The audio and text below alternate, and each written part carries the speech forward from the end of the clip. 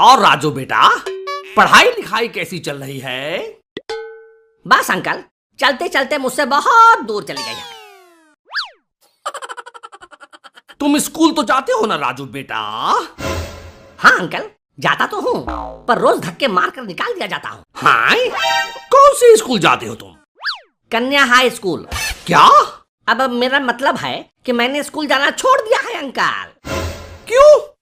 अरे अंकल, क्या बताऊं, स्कूल में बायोलॉजी के टीचर कहते हैं कि सेल का मतलब शरीर की कोशिका होती है। फिजिक्स के टीचर कहते हैं कि सेल का मतलब बैटरी होता है। कॉमर्स के टीचर कहते हैं कि सेल का मतलब बिक्री होता है। हिस्ट्री के टीचर कहते हैं कि सेल का मतलब जेल होता है, तो वहीं अंग्रेजी के टीचर कहते हैं कि सेल का मतलब मोबाइल होता है। मैंने तो अंकल पढ़ाई ही छोड़ दी। बताइए, जिस स्कूल में 5-5 टीचर एक शब्द का मतलब अलग अलग बता रहे हैं, उस स्कूल में पढ़कर क्या मिलेगा? घंटा। शर्मा जी, ये राजू क्या कह रहा है? आप इसका दाखिला किसी अच्छे स्कूल में क्यों नहीं करा देते?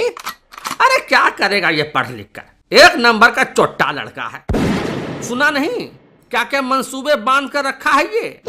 फिर भी शर्मा जी, एक काम कीजिए, मेरे घर के पास ही एक बहुत बढ़िया स्कूल है, कल राजू को ले जाइए वहां एडमिशन के लिए।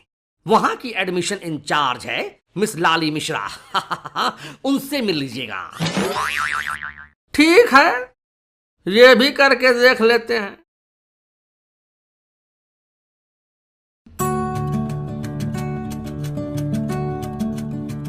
हाँ जी, बताइए किसका एडमिशन कराना है?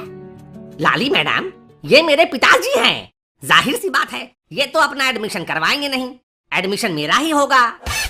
क्या आप भी मैडम कैसे कैसे सवाल पूछती हैं? ठीक है, अपना एडमिशन फॉर्म तो भर ही लिया होगा, दिखाओ जरा। ये लीजिए madam.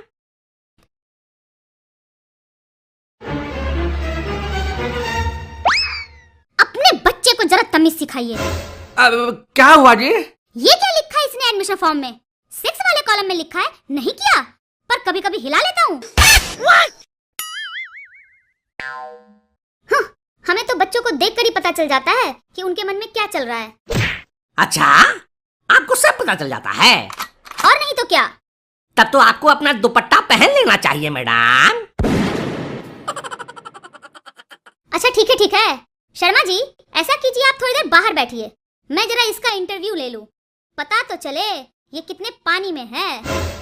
Okay madam, best of luck. अरे आप मुझे बेस्ट ऑफ लक क्यों कह रहे हैं? ये आप अपने बेटे राजू से कहिए। ये आपसे इसीलिए कह रहे हैं मैडम, क्योंकि ये जानते हैं कि इसकी जरूरत मुझे नहीं, थोड़ी देर में आपको पड़ने वाली है। क्या? वो सब छोड़िए मैडम, आप अपना इंटरव्यू चालू रखिए। ठीक है, सबसे पहले मैं तुमसे तुम्हारे घर परिवार और माता पिता के बारे में पूछूंगी। एकदम पूछिए मैडम। ये बताओ कि तुम्हारे पेरेंट्स क्या करते हैं? पता नहीं मैडम, मुझे तो जल्दी सुला देते हैं। अरे मैं ये पूछ रही हूँ कि तुम्हारे पापा क्या करते हैं? जी वो रोज गालियाँ खाते हैं। क्या मतलब? मतलब कि वो BSNL में कस्टमर केयर एग्जीक्यूटिव है। हैरानी की बात नहीं है मैडम, उस कंपनी का ना तो मोबाइल नेटवर्क ढंग से काम करता है और ना ही इंटरनेट कनेक्शन। लोग तो गाली देंगे ही ना। एक बार मेरे दोस्त ने मुझसे पूछा कि मैं कौन सा इंटरनेट यूज करता हूँ। मैंने कहा BSNL।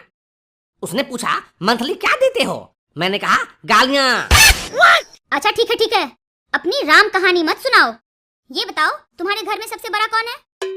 मैं। तुम? कैसे? क्योंकि जो लोग बड़े हो जाते हैं वो अकेले सोते हैं। तो मैं भी तो अकेले ही सोता हूँ ना मैडम, क्योंकि मेरे साथ साथ मेरा नुन्नू भी बड़ा हो गया है ना। क्या?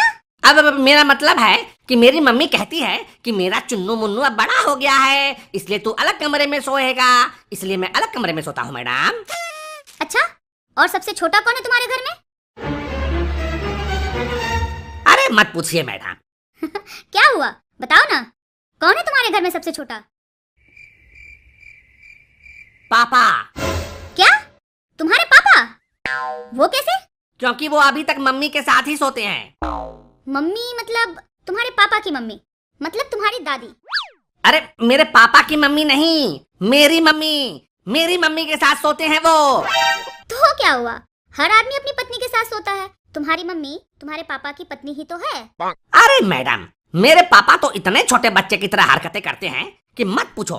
दूध भी वो मम्मी का ही। क्या? अरे मैडम, घड़ी घड़ी आप ये क्या क्या क्यों करती रहती हैं? पूरी बात तो सुन लिया कीजिए पहले। मैं कह रहा था कि पापा दूध भी मम्मी के हाथों ही पीते हैं। मम्मी गिलास में दूध भरकर जब तक पापा को अपने हाथों से दूध नहीं पिलाती, वो दूध पीते ही नहीं है। और एक मुझे देख लीजिए मैडम, बचपन में जब मैं दूध नहीं पीना चाहता था तो मुझे जबरदस्ती दूध पिलाया जाता था, और आज जब मैं दूध पीना चाहता हूँ तो कोई पिलाने वाली नहीं मिलती। वैसे आपका दूध पीने पिलाने के बारे में क्या ख्याल है मैडम? क्या मतलब? अब मेरा मतलब है कि आपको तो दूध मिल ही जाता होगा, आपके तो घर की दुकान है। दो क्या? कुछ नहीं मैडम, आप अपना इंटरव्यू जारी रखिए। अच्छा ठीक है, चलो अब ये बताओ कि वॉवेल्स क्या है? वॉवेल्स तो बहुत ही स्पेशल टाइप के साउंड होते हैं मैडम, जो अक्सर सन्नी लियोनी की मूवी में सुनने को मिलती है। आ, ई, आई, ओ, ऊ। ये सनी लियोनी कौन है? सन्नी देओल को तो जानती है ना मैडम, तो बस समझ लीजिए ये उसी का स्त्री रूप है। अगर आपको इसके बारे में विस्तार से जानना है तो MSG टून्स का बकैती इन क्लासरूम पार्ट 7 देख लीजिए, सब समझ जाएंगी। ठीक है, ज्यादा ज्ञानी मत बनो। अगला सवाल सुनो। हर इंसान को अपनी औलाद प्यारी होती है, इस कथन को प्रूव करो। इसमें प्रूव करने की क्या बात है मैडम? ये तो सच ही है कि हर इंसान को अपनी औलाद प्यारी होती है। जैसे कि मैं अपने मम्मी पापा का लाडला हूँ। वो अलग बात है कि मैं थोड़ा नटखट भी हूँ। आप भी तो अपनी औलाद से प्यार करती होंगी, है कि नहीं? मेरी तो अभी शादी भी नहीं हुई। लगती तो आप 4 बच्चों की माँ हैं। क्या? अब मेरा मतलब है मैडम कि बच्चे पैदा करने के लिए शादी करने की क्या जरूरत है? फालतू में शादी का लफड़ा, दुनिया भर के खर्चे, पति का नखरा सा हो सो अलग। इसीलिए अकेले रहो, मस्त रहो, मूली गाजर यूज करो। और क्या? मूली गाजर?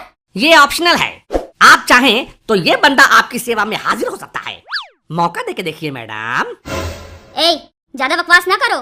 मैंने तुमसे पूछा था कि आदमी को अपनी औलाद प्यारी होती है, इस कथन को सिद्ध करो। चलो बताओ। इस कथन को प्रूव करने के लिए क्या मैं आपको एक प्रैक्टिकल एग्जांपल दूं मैडम? हाँ बताओ। हर आदमी को अपनी पाद अच्छी लगती है। क्या? एकदम प्रैक्टिकल एग्जांपल है ये मैडम। किस तरह का वाहियात एग्जांपल है ये? ये रहा एग्जांपल।